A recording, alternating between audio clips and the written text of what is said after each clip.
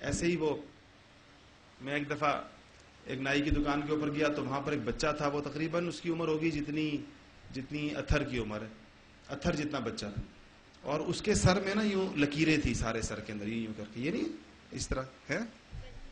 اچھا دیکھ لو، ان سب کو پتا ہے ساری بات.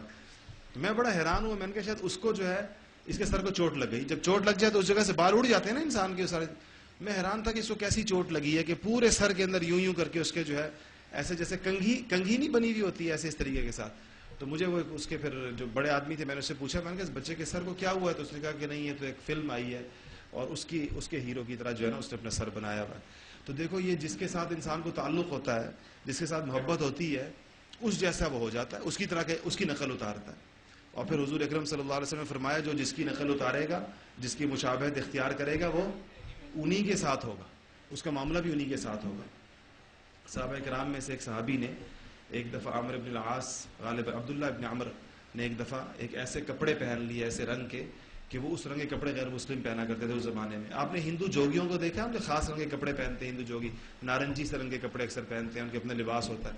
اس طرح کے کپڑے کی ہوں گے اس زمانے کے مطابق، انہوں نے پہن لی. تو حضور اکرم صلی اللہ علیہ وسلم نے دیکھا تو آپ بڑے ناراض ہوئے. آپ نے فرمایا کہ کیا یہ تمہیں کس نے کہا اس طرح کے کپڑے پہننے؟ تو انہوں نے کہا کہ یا رسول اللہ میں اس کا رنگ دھو دوں؟ کہا نہیں، بل احرقہما، اس کو جلا دو، یہ تو کفار کا لباس ہے.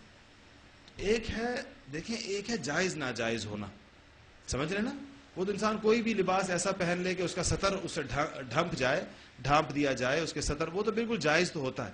ایک ہے اسلامی تہذیب کا نمائندہ ہونا، اسلامی کلچر کا نمائندہ ہونا، اسلامی طور طریقے کا نمائندہ ہونا، یا حضور اکرم صلی اللہ علیہ وسلم کی سنت پر عمل پیرا ہونا، اس کے مطابق اپنے آپ کو اس کی بڑی اہمیت ہے اسلام کے. یہ جو یہود و نصارہ ہوتے تھے، ان کے معاملات سے اپنے معاملات کیسے مسلمانوں نے جدا رکھے، میں آپ کو اس کی کیا تفصیل بتاؤں. کہ مثلا صفائی کا نظام، یہ یہودیوں کے ہاں عیسائیوں کے ہاں صفائی کا نظام بالکل نہیں ہوتا تھا ایک زمانہ. حضور اکرم صلی اللہ علیہ وسلم نے مسلمانوں کہتے ہیں اسلام پہلا مذہب ہے جس نے صفائی کو ایمان کا جز قرار دیا. پڑھی ہوگی نا آپ نے، صفائی نصف ایمان ہے، لکھا ہوا ہوتا ہے جگہ جگہ کہ نصف ایمان ہے. اس سے پہلے کسی مذہب کے اندر صفائی کا ایمان سے تعلق نہیں تھا. صفائی تو ایک باہر کی چیز ہے. اتنی اہمیت اسلام نے دی. اور حضور اکرم صلی اللہ علیہ وسلم نے صحابہ سے فرمایا کہ اپنے گھروں کو صاف رکھا کرو. اس لیے صاف رکھا کرو کیونکہ یہودی اپنے گھروں کو صاف نہیں رکھتے.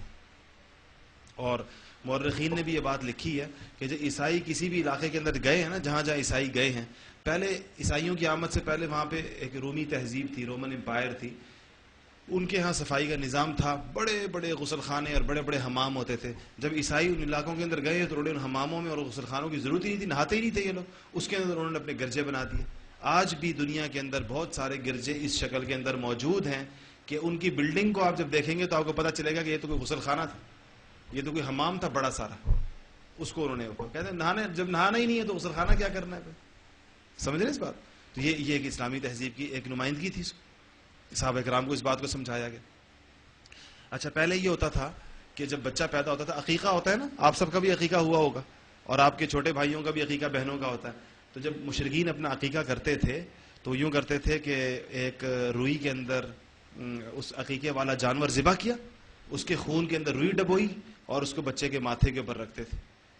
تو کہتے تھے اس سے ایک نیک فال مراد لیتے تھے.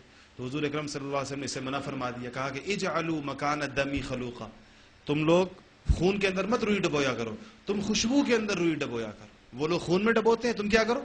خوشبو کے اندر روئی کو ڈبو کر بے شک اس کو بچے کو لگاؤ. واقعتاً یہ بچہ مسلمان کا بچہ ہے، ایک خوشبودار مذہب کا بچہ ہے، تو خون تو ویسے ہی ناپاک ہوتا ہے، اسے منع فرما دیا. اذان کا جب مسئلہ آیا، آپ کو پتا ہے اذان کا مشورہ کیا تھا صحابہ سے کہ بھائی یہ نماز کے لیے بلانے کی کیا ترتیب ہوگی. ایک صحابی نے کہا تھا کہ ناقوس بجائیں، تو کہا کہ نہیں یہ تو اس طرح. تو عیسائی، آپ کو پتا ہے اتوار کے دن عیسائیوں کے چرچ سے کیسے بلاتے ہیں؟ گھنٹیاں بجتی ہیں نہیں بجتی ہیں؟ آپ لوگوں نے نہیں دیکھے ہوں گے چرچ. یہاں پر چرچوں میں 11 بجے 10 بجے 9 بجے گھنٹیاں بجتی ہیں، اس کے ذریعے سے لوگوں کو عبادت کے لیے بلایا جاتا ہے. تو آپ نے فرمایا نہیں یہ تو عیسائیوں کا طریقہ ہے. کسی نے ایک اور چیز کے بارے میں کہا، ایک اعلان کا کہا کہ اس طریقے سے کیا جائے، تو فرمایا نہیں یہ تو یہودیوں کا طریقہ ہے. اس کے بعد پھر ایک صحابی کو خواب کے اندر اذان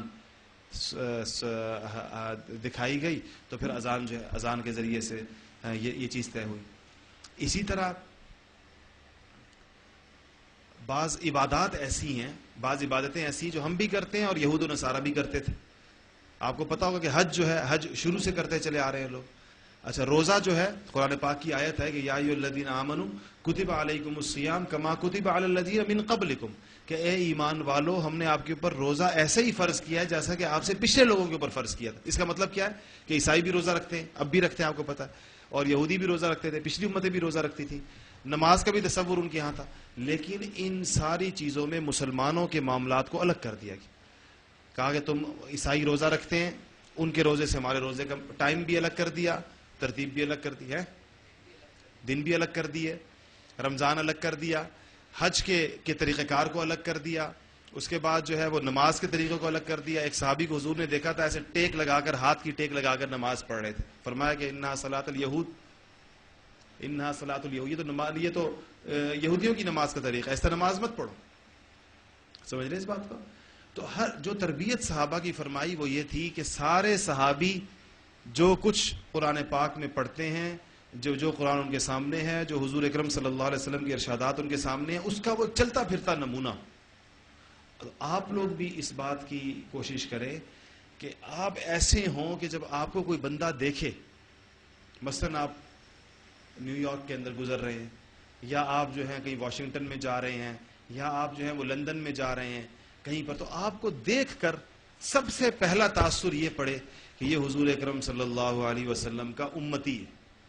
یہ سب سے قیمتی چیز ہے نا ہمارے پاس. یا اس سے بڑی کوئی نسبت ہے ہمارے پاس؟ اس سے بڑی تو کوئی نسبت نہیں ہے ہمارے پاس، اس سے بڑی تو کوئی بات ہمارے پاس نہیں. سب سے قیمتی چیز ہمارے پاس کیا ہے؟ حضور اکرم صلی اللہ علیہ وسلم کا تعلق ہے، وہ دین جس کو میں نے آپ سے عرض کیا، دین وہی ہے. یہ رشتہ تو دین کا رشتہ ہے حضور صلی اللہ علیہ وسلم. یہ سب سے قیمتی چیز ہے ہماری. تو اپنی قیمتی چیزیں آپ کیسے رکھتے ہیں؟ مجھے صحیح بتائیں. اگر آپ نے قیمتی گھڑی پہنی ہو جس دن، تو بلا وجہ اپنا ہاتھ اپنے ساتھیوں کے سامنے کرتے ہیں نہیں کرتے ہیں؟ وہ قیمتی گھڑی پہن کر پھر آپ ویسے ہی سر کھجاتے ہیں اور ویسے ہی جو ہے وہ یوں کرتے ہیں تاکہ کیا ہو، پتہ چلے کہ میں نے کیا پہنا ہوا ہے، گھڑی پہنی ہوئی ہے. اگر نیا لیپ ٹاپ لیا ہے تو کیسے کوشش کرتے ہیں کہ زیادہ سے زیادہ دوستوں کو دکھائیں. ایسا ہے یا نہیں؟ تو کبھی قیمتی چیزیں آپ نے چھپا کر نہیں رکھی ہوں گی، ہمیشہ دکھا کر رکھتے ہیں. تو دین کے ساتھ اپنا تعلق بھی سامنے نظر آنا چاہیے، اس کا پتہ چلنا چاہیے. یہ نہیں کہ جی وہ تو میرے دل کے اندر ہے، وہ تو میرے اندر ہے، اور میں تو بس دل میں ہونا چاہیے، ظاہر نہیں ہونا چاہیے. دین کے کچھ چیزیں دل سے تعلق ہے، مثلا نیت دل کے اندر ہوتی ہے، تقوی دل کے اندر ہوتا ہے، ایمان دل کے اندر ہوتا ہے، اور کچھ چیزوں کا اظہار انسان کے ظاہر سے ہوتا ہے. دل کی چیزیں ظاہر پر اثر ڈالتی ہیں اور ظاہر کی چیزیں دل پر اثر ڈالتی ہیں. یہ ظاہر باطن انسان کا ہے نا، اندر باہر سے یہ ایک دوسرے کو متاثر کرتے ہیں. اگر آپ کا باہر، اچھا آپ کے اختیار میں، دل تو ویسے ہی اللہ کے اختیار میں ہے دلوں کو ٹھیک کرنا، آپ کے اختیار میں تو اپنا باہر ٹھیک کرنا. اب دیکھو